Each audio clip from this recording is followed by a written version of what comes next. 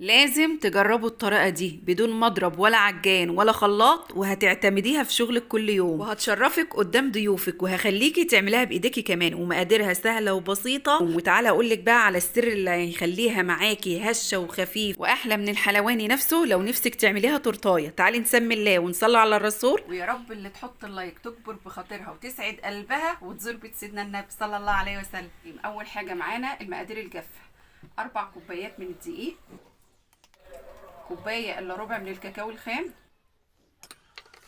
كيس بيكنج باودر، معلقة صغيرة من الكربوناتو يكون ممسوحة معاكي كده، رشة ملح. ونقلب كل المكونات دي كلها مع بعض كده ونركنهم معانا على جنب. الخطوة التانية هنجيب البولة ونحط فيهم بيضتين 2 كبار. تقدري تحطي 4 بيضات وتقدري تلغي البيض خالص. ومعانا كوبايتين 2 من السكر، كوباية من اللبن، لبن رايب او لبن حليب يمشي. بسم الله الرحمن الرحيم. ومعانا كيسين فانيليا. ونقلب كل المكونات دي كلها مع بعض لحد ما السكر يدوب والبيض يختلط كده مع اللبن وكله يبقى ايه خليط سايل معايا. لو انت هتعمليه من غير بيض خالص هتحطي معلقه صغيره مليانه من الكربوناتو مع كيس البيكنج باودر على الدقيق. لو هتعمليه ببطين يبقى تحطي معلقه صغيره يكون ممسوحه زي ما حطينا كده، ده علشان احنا حاطين في قلبها بطين 2. بعد ما السكر داب والبيض اختلط مع اللبن بقى خليط سايل معايا زي ما انتم شايفين كده، اقوم حاطه بقى عندي ايه كوبايه الا ربع من الزيت، يا اما تقدري تستبدليها بزبده. وبقى الخليط معايا بصوا زي اللبن المحلى المكثف بالشكل ده، ما يكونش حاجه منفصله عن التانية. بعد كده احط بقى ايه عندي على الخليط المواد الجافه اللي احنا عملناه مع بعض. وهقول لكم برده في اول تعليق المقادير بالميزان. بسم الله الرحمن الرحيم. وانزل بقى كده مع التقليب، بسم الله ما شاء الله. بصوا واقلب بقى لحد ما يديني خليط ناعم زي ما هوريكم دلوقتي كده. بصوا بسم الله الرحمن الرحيم. كده الخليط هيطلع معاكم تقيل، لسه هنحط فيه سوائل تاني. بصوا شايفين الخليط تقيل معايا ازاي. بصوا الخطوه اللي بعد كده هنحط ايه عندي معلقه كبيره من الخل، وعندي كوبايه ميه يكون سخنه زي ما انتم شايفين كده، يكون ايه قربت على الغليان معايا كده. بصوا بقى واحط كده، احط نصها مش هحطها كلها مره واحده. بصوا بقى بسم الله الرحمن الرحيم. بصوا شايفين بسم الله الرحمن الرحيم. ما تقلقوش هتفك معانا. احط بقى كمان نص كوبايه تاني بالشكل ده كده. ما تقلقوش الخليط هيطلع معاكم ناعم وحلو قوي. هوريهولكم دلوقتي الخليط بتاع الكيك.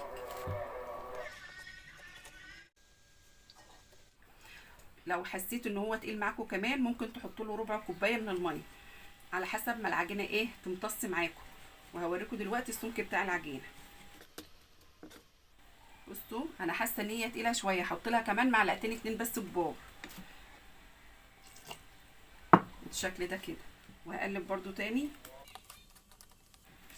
خدوا بالكم اللي بيتقلها كده يا ولاد الكاكاو الخام. بصوا ده القوام بقى ايه المظبوط بتاعنا. بصوا تعالى اوريكم بقى بالمعلقه كده. بصوا الصلاه على النبي بسم الله ما شاء الله. عايزه اقول لكم ريحتها حلوه قوي اهو. الصلاه على النبي. بالمضرب اليدوي، لا خلاط ولا عجان ولا مضرب كهرباء ولا اي حاجه من دي خالص. بصوا شايفين الجمال. الصلاه على النبي. دي تتاكل نيه والله يا ولاد بسم الله ما شاء الله. تنفع بقى تعملها تورته، تعملها في مناسبه. عايزه اقول لك حلوه قوي وسهله جدا ومقاديرها اقتصاديه، مش هتكلفك ولا اي حاجه. تقدري تبدلي فيها ازاي؟ يعني عندك الزيت تقدري تبدليه تخليه بزبده، يا اما زبده على سمنه يا اما زبده على زيت. عندك البيض تقدري تلغيه خالص تحط مكانه معلقه صغيره مليانه من الكربونات، يا اما تعمليها ب4 بيضات، ده على حسب ما انت عايزه. صليتي على رسول الله، اللهم صل وسلم وبارك عليك يا حبيبي يا رسول الله. عندي الصينيه دهنها ماده دهنيه، يا اما ترشها شويه دقيق يا اما ترشها كمان بودره كاكاو خام. خلاص بسم الله ما شاء الله. بصوا بقى كده بصوا كريمي تتاكل نيه يا ولاد. بسم الله الرحمن الرحيم. بسم الله ما شاء الله. شايفين الصلاه على النبي. تقدري تحطي الخليط ده في صينيه مقاس 40 في 40، يا اما 40 في 30 يا اما 40 في 20، بس احنا حطينا هنا في مقاس 30 علشان نعملها ايه زي التورتيه بالظبط. عندي بقى الفرن والع قبلها ب10 دقايق على نار هاديه جدا، وبعد كده لما اجي احط الصينيه اهدي النار خالص من فوق ومن تحت ومن الجناب. خلاص هتقعد معايا قد ايه؟ هتقعد معايا من تلت ساعه لنص ساعه. تعالوا بقى نروح على الفرن. حطيت الصينيه بقى زي ما انتم شايفين كده، والنار عندي هاديه جدا من الجناب ومن القاع برده هاديه جدا. هتقعد معانا من تلت ساعه لنص ساعه، وما بفتحش عليها الفرن خالص غير بعد تلت ساعه. تعالي بقى نقول لك عملنا الصوص الحلو اللي انتم شايفينه ده ازاي. على ما الكيكه بتاعتنا تطلع من الفرن، عندي نص كوبايه من الكاكاو الخام، على كوبايه من اللبن اللي هو الحليب، كوبايه من السكر، معلقتين اتنين بس ايه كبار من الزيت. كل ده على البارد، وبعد كده هنحطه على النار، ومع التقليب المستمر مش هنشيل ايدينا خالص عشان الكاكاو الخام ما يشيطش من تحت ويطلع ريحه الشوكولاته مش حلو. تمام. ونقلب كل ده مع بعضه، وهيطلع معانا صوص شوكولاته بالقمر اللي انتوا شايفينه ده. بصوا بصوا بصوا، عايزه اقول لكم ده على السخن بسم الله ما شاء الله. ده هيوفر معاكي زيت كتير، وهيوفر معاكي كمان الكاكاو الخام، وبيكون القوام بتاعه خفيف. لما بيبرد بيتقل. قبل ما يبرد معانا وهو تقيل وقبل ما نشيله من على البوتاجاز بنحط عندي قطعتين اتنين من الشوكولاته الدارك اللي هي 50 جرام، علشان يدينا نفس التيست ونفس الطعم بتاع الشوكولاته الايه اللي احنا بنشتريها من بره. بصوا الصلاه على النبي حلوه قوي يا بنات. تعالوا اوريكم بقى الجمال والحلاوه دي يا ولاد. الصلاه على النبي بسم الله ما شاء الله، اللهم صل على النبي. كيكه اسفنجيه دي ولا مش كيكه اسفنجيه؟ بسم الله ما شاء الله. هخليكي تعملي كيكه كل اسبوع، مش هقول لك كل يوم، خليكي تعمليها كل اسبوع. بسم الله ما شاء الله. تعالى اوريكي بقى عشان نقلبها مع بعض. بصي بصي الصلاه على النبي. تعالوا بصوا بصوا بقى، بصوا بصوا بصوا الجمال والحلاوه دي.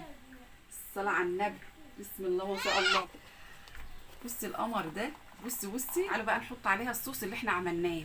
غرقي بقى كده، غرقي ومرقي. بصي بصي بصي القمر ده. بصي بصي الصلاة على النبي.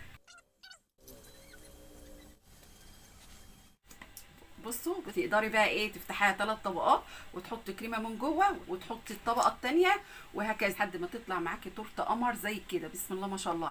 تعالي بقى نكسر اللون بتاعها. عندي بقى ايه شوكولاته بيضه مبشوره يا اما جوز هند، المهم ان انا اكسر اللون بتاعها كده. بصوا بصوا القمر ده. بصوا بصوا يا اولاد بسم الله ما شاء الله. الصلاه على النبي.